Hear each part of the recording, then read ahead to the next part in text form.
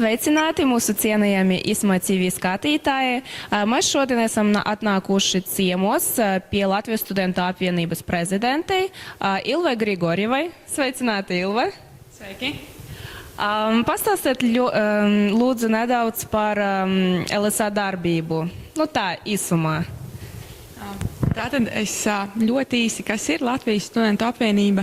Tā ir organizācija, kura sevī ietver visas studējošo pašpārvaldes, katra augstskolā ir studējošo pašpārvaldes, un viņas ir izveidojuši Latvijas studentu apvienību, lai Latvijas studentu apvienība pārstāvētu viņas nacionālā mērogā un arī starptautiskā mērogā.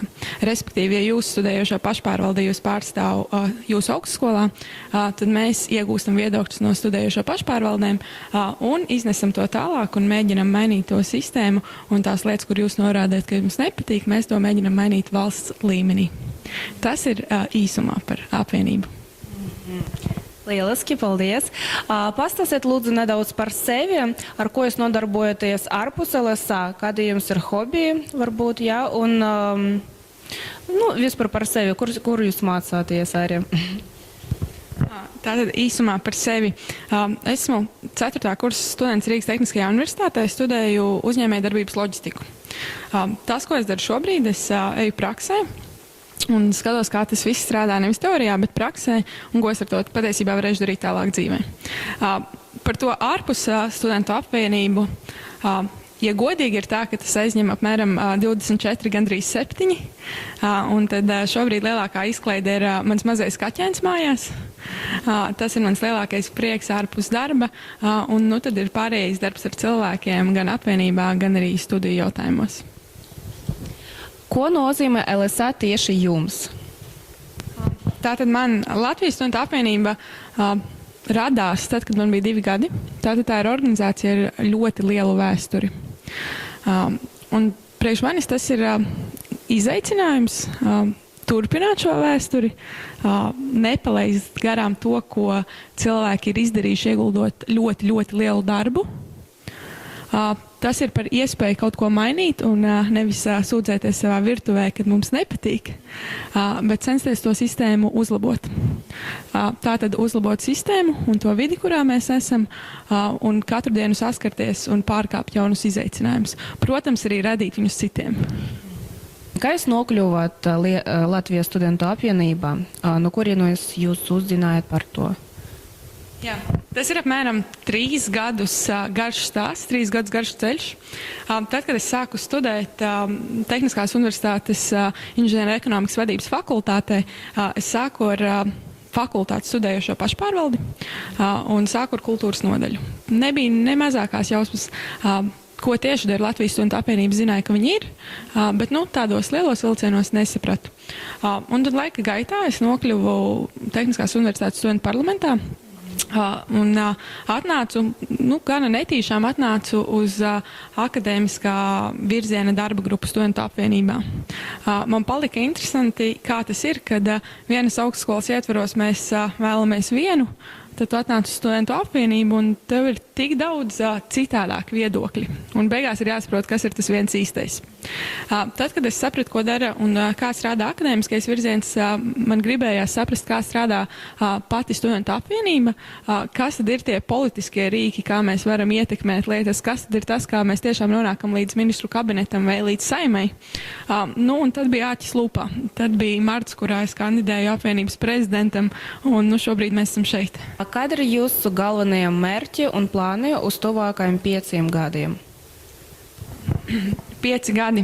Es varbūt sākšu ar tiem tuvākajiem, kas ir gada robežās.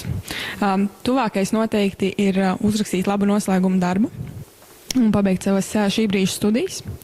Tad nākamais ir veiksmīgi nostrādāt šī brīža termiņu studentu apvienībā, lai mēs varētu teikt, ka mēs nevis tikai šeit bijām, bet tiešām kaut ko izdarījām.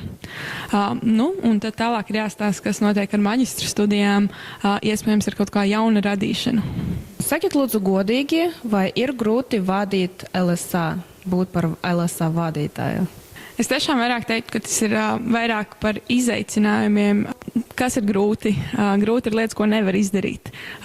Studentu apvienību var vadīt. tas ir vairāk par izaicinājumiem un to, kā tu pavērst tos jautājumus, kas tev liekas grūti. Visam ir risinājums, visu var pārkāpt, galvenais ir cilvēki, kas ar tevi kopā strādā, un galvenais ir tas, ka jūs saprotat, ko jūs gribat izdarīt.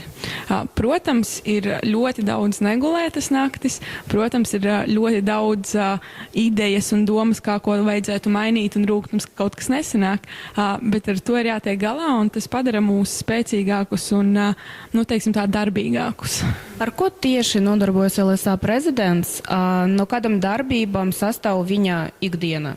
Es teiktu vienā vārdā, tā ir informācija. Informācijas plūsma gan uz sociāliem partneriem, gan uz politikas veidotājiem, gan arī informācijas nodošana mūsu domniekiem, kas informāciju nodod tālāk studentiem, kā arī darbs ar mūsu valdi. Piemēram, man ir valdes locekļi, kuri katrs savā virzienā rada kādu jaunu ideju, rada kaut jaunus grozījumus ministru kabineta noteikumos, piemēram, grozījumi kredītu piešķiršanā. Un šīs ir tās lietas, kur es strādāju kopā ar savu valdi, un pēc tam šo pašu ideju mēģinu vest tālāk, lai šis rezultētos arī reālās lietās, lai tas nepalikt tikai apvienības sienās vai studentu teiksim tā, darba grupās vai pārunās, bet lai tiešām sasniegtu vēlamo rezultātu. Tas, es teiktu, ir tas svarīgākais un no tā sastāv lielākā daļa ikdienas. Ja vienkāršojot, tad ļoti daudz runāšanas. Ja jūsu rīcībā būtu viena audiences stunda ar Latvijas prezidentu, kādas tēmas jūs izvirzītu un par ko jūs vispār vēlētos ar viņu parunāt?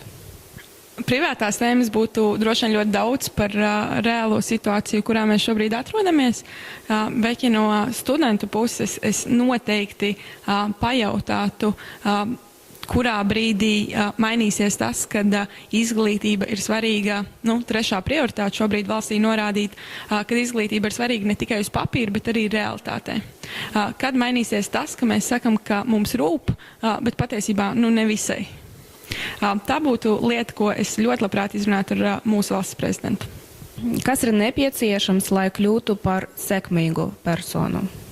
Es teiktu, ka motivācija, no kā izriet arī laika plānošana un viss pārējais, un tad ir dzinulis, kas neļauj apstāties pie neveiksmēm vai pie problēmām, jo nav problēma, ir lietas, kuras ir jāizrisina. Tā tad motivācija un dzinulis. Izvirzot šīs divas lietas un saprotot, kā viņi strādā tieši tev katram pašam, tu vari kļūt par veiksmīgu cilvēku. Paldies par padomām. Un pēdējais jautājums. Ko jūs domājat par mūsu augstskolu ISMA? Kāds ir jūsu viedoklis par mums? Viedoklis par ISMA. Es teiktu tā, ka jūs esat maza augstskola, un jums ir viena liela un laba priekšrocība.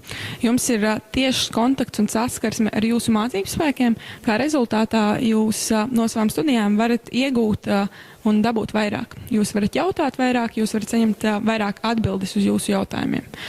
Papildus jums ir internacionāla vide, kas nozīmē kontakti dažādās valstīs, dažādās vietās, kas nākotnē var būt ļoti noderīgas attīstot, teiksim, savu uzņēmēju darbību vai savu ideju. Jums ir kontakti, kurus ir jānovērtē un kurus jāvar mācēt pielietot. Lielas paldies jums par interviju, par iedvesmu, par šādam lietderīgiem padomiem. Un visam paldies! Līdz tikšanām!